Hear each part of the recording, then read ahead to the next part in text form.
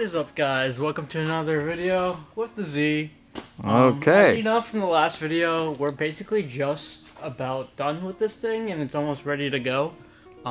There's still a couple other little things, but the most important thing that we have to do is weld that exhaust. So we're gonna go over there to Brian's right now and get that done.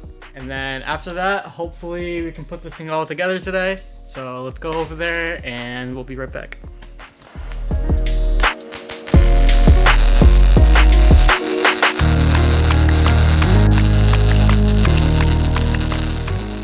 Alright guys, look at this thing. It's not pretty.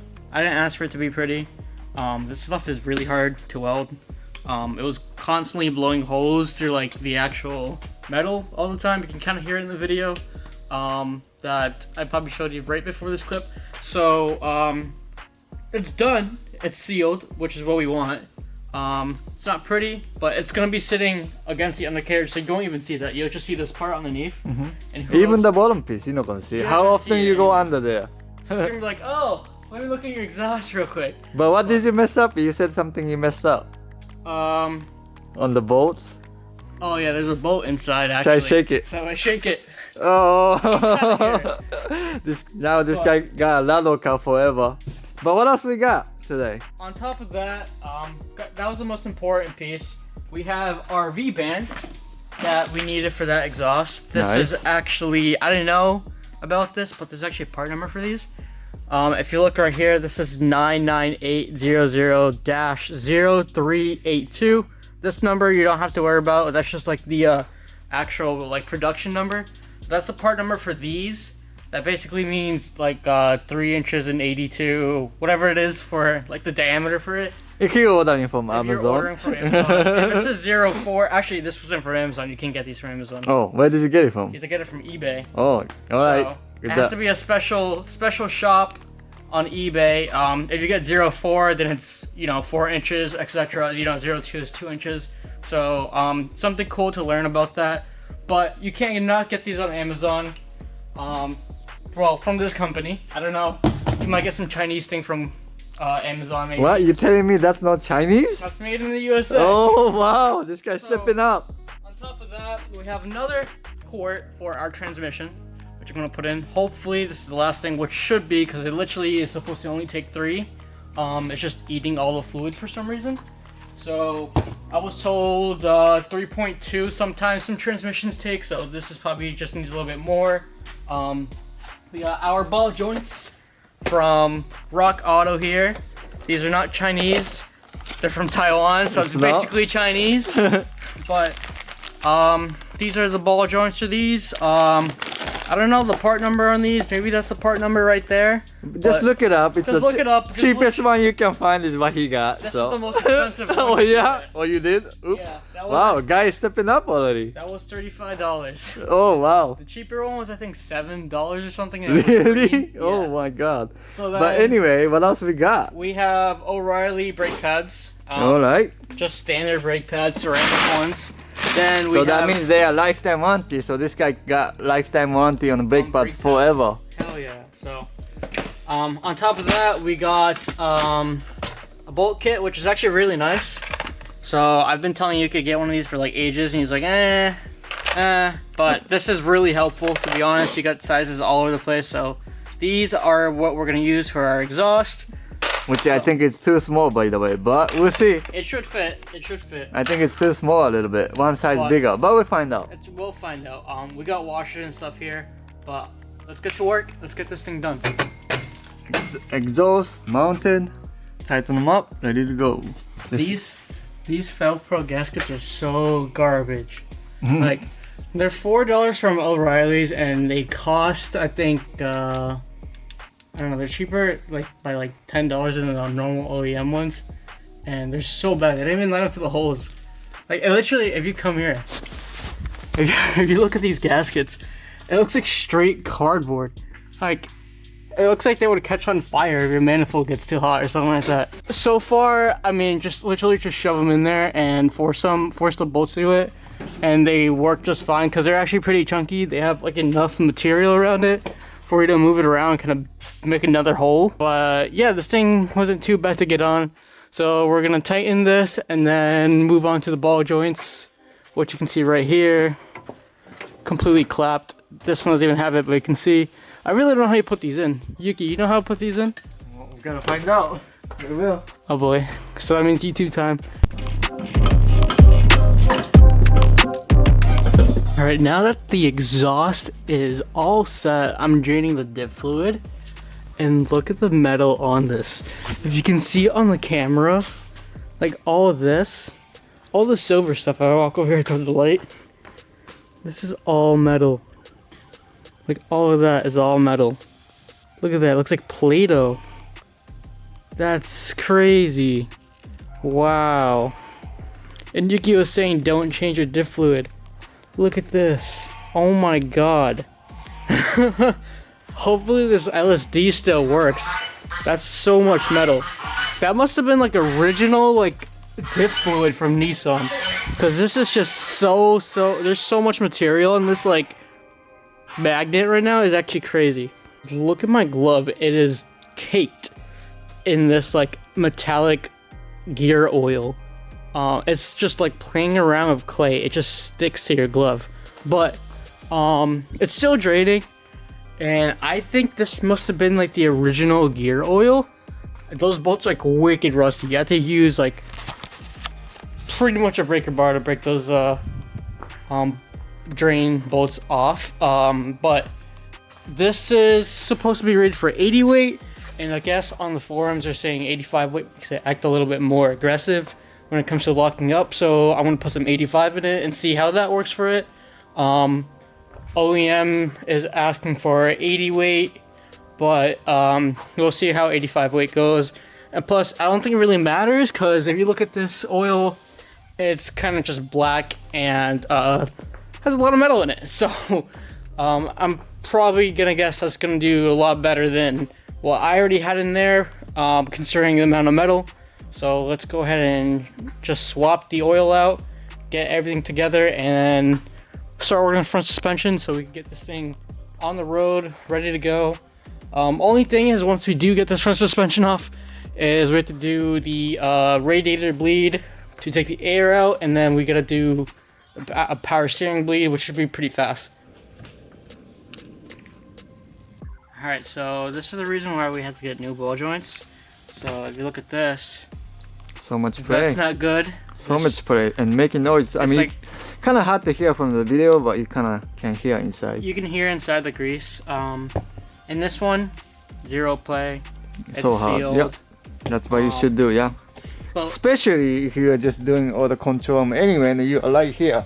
So this guy's lower control arm, if you seen on the other video, it was all completely toasted in this bushing here. So if you're changing this, you are right here anyway. So all you have to do is take the C-clamp here, you know, like a stapling plier, and come right out, and then just get the ball joint press and push it up, and then we're trying to show you on the video in a second. If you buy cheaper ones, they'll make you reuse the cone on your older one.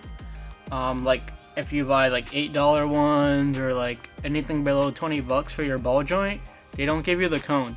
So if you buy anything above $20, they give you a brand new cone, which, I mean, I suggest getting a brand new cone because this is already worn down. I really don't know how much, like how it looked like when it was regular, but this is a pretty big cone compared to this. So I would, you know, expect that there's a lot of wear over time. So, well, especially if you're drifting it, think about it. Especially, yeah. Or, you know, you just daily drive your car way too much. Yeah. That's a good alternative to have just brand new everything.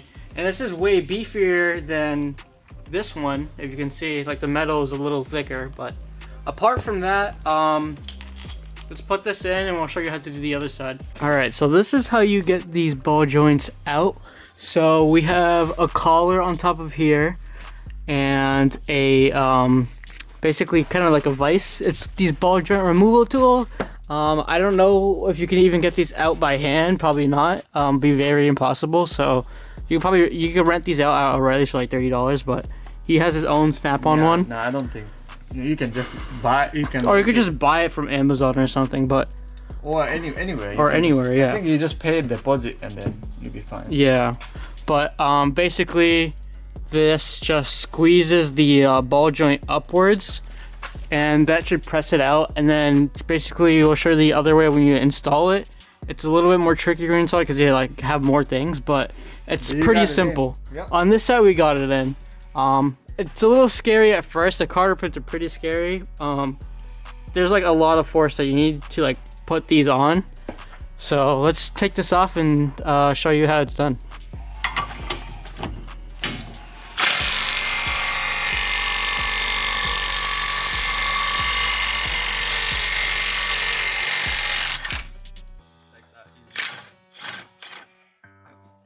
Crazy. Alright, so this is the way that we did. I don't know if we are not mechanic by all means. Okay, I just fix things because we do cutting. So when I press anything, I want it's even though if you have a press tool, it's pretty hard. So I like to use grease and just go around your ball joint, right? Maybe you don't need to do this. I don't know, but I just and then put it around here just so that it slides easier. You know. So I do that first. Get it greased up. Yeah, and then get your tools, right? So you just press in like this. And then sit like it's not thick all the way, it's only thick right here, so that's why it kind of stops. So just want to show you real quick before we install that, but this is the collar that we used. Basically it just goes over your ball joint when it's inside, and then you put it over like this, and it sits over the lip right here. And then after it sits on the lip, it basically sits on top of the aluminum right here. And then you press the bottom out with the impact in the vise, and it just takes it right out. So when you install it, it's a little bit of a different story, because you're gonna need this, which goes on the bottom, and then you're gonna need a couple more things. So I'll show you that in a couple seconds. So we grab this piece that goes in there, and Yuki's just trying to show you how it kind of attaches, but this piece slides into this on the other side, and then it presses into this collar that you can see right here. It presses right against the bottom. You can see it on the camera right there against the bottom, and then it'll press the whole thing down, and then this piece doesn't kind of hits the aluminum, and it just presses it into the actual collar itself.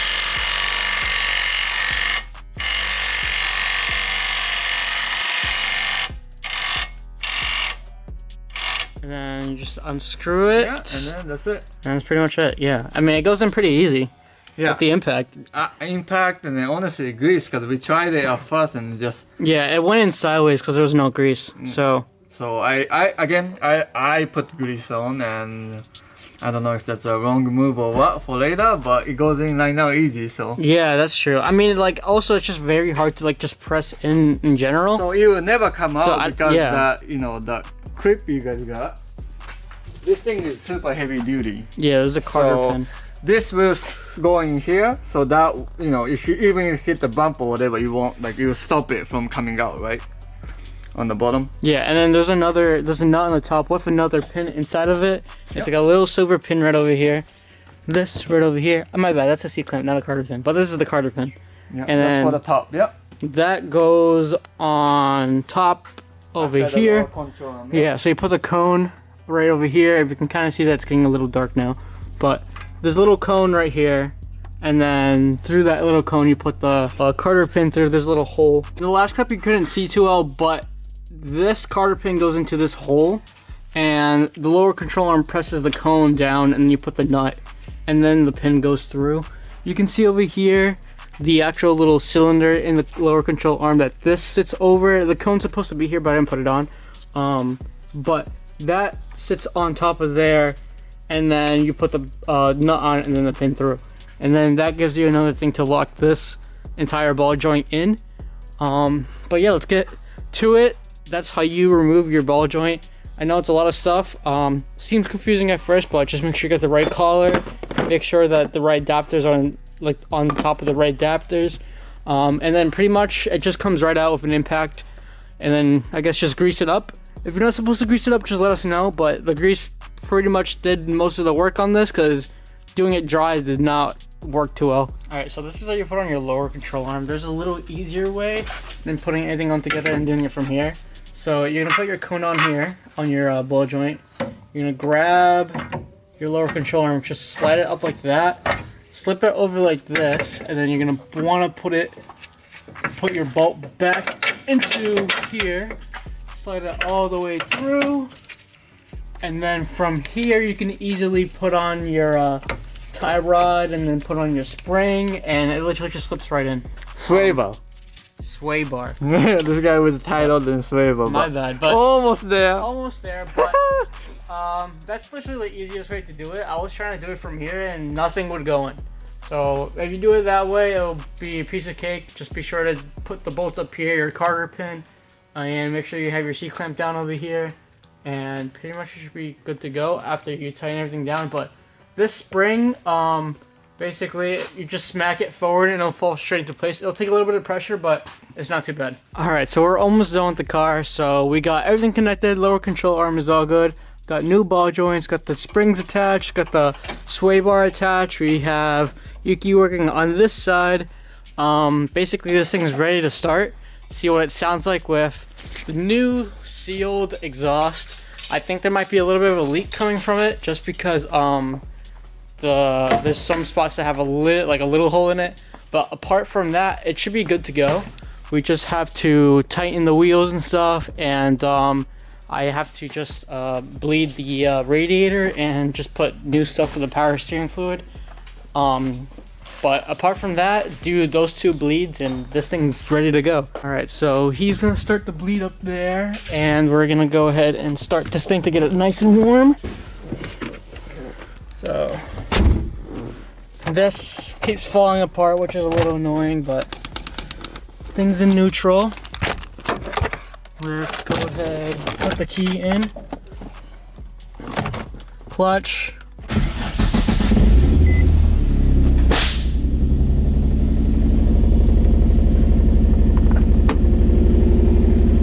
Car's on. What? What noise is that? Backfire? Probably, yeah. Thing backfired first startup. Oh, second startup. You would not believe it. Anything leaking? Let's see. Doesn't sound bad. No, it doesn't sound bad whatsoever. Maybe you should carry a fire extinguisher. Yeah, you don't need that for this one. It's not bad, bro. So you never know. Yeah, right. Make sure fuel injectors and stuff are good, you know? Check it out. Is it leaking? Alright, let's see. Alright. So everything looks pretty good. We're finally at operating temperature. Gas looks good. Idling is low where it should be. That's good. All the gauges are working. We have proper oil pressure right now, proper voltage. Radial and everything works. We're just bleeding right now the power steering, so I'm just going very slow doing this. And oh, this thing came with full gas pretty much. I know, right? Guy lucked out. $40 after $1,000 in or something. So we're gonna keep doing this until this works and kind of bleeds the power steering out. The dash is falling apart a little bit, but that's okay. Just easy fix. What? What's falling apart? See that? Yeah. I just need missing bolts. Yeah, we're just missing I like. thought the dash is falling apart, so.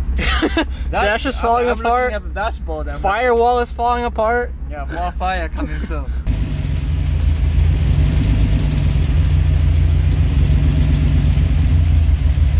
Wow, such a nice lighting here, huh? Craft.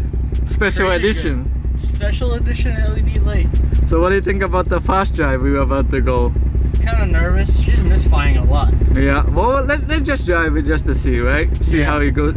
So far, the gear goes in, so that's good, right? Is that the e-brake all the way on? We're still rolling back? Maybe.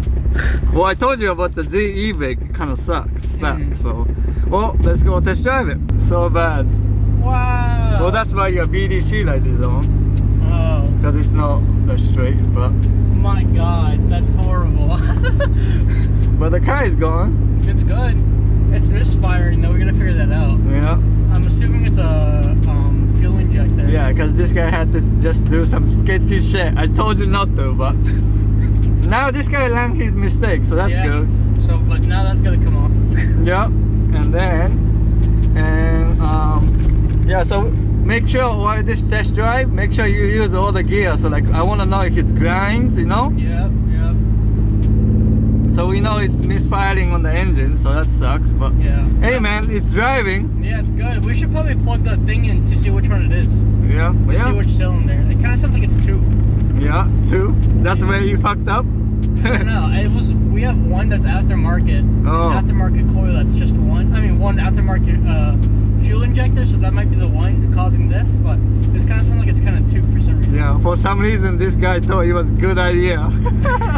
Oh well. It's okay. We have extra fuel. We have extra injector. I mean, coils, and I don't have extra injectors, but It's alright. I'll have to buy some. End of the day, we know mechanic. Yeah, You know. exactly. At least we tried, right?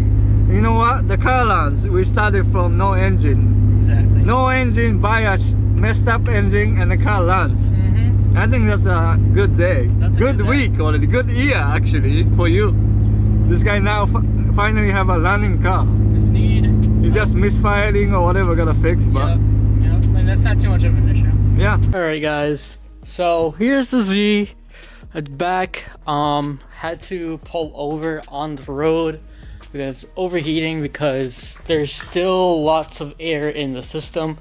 The thermostat thinks it's overheating. The fans came on when it was just sitting, but we can't. Apparently, I guess Nissans have like a special thing to bleed out the system, because even if you try bleeding out the system when it's flat, when we had it over here, it was not working. So I guess apparently there is like a bleeder somewhere to let the air out.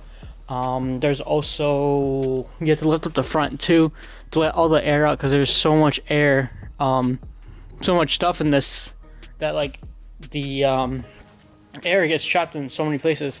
So I mean, apart from that, if you guys enjoyed the drive, enjoy the video, let me know. Give me a thumbs up, comment, subscribe. But yeah, there's the Z in all its glory, misfiring. But I see you guys next time.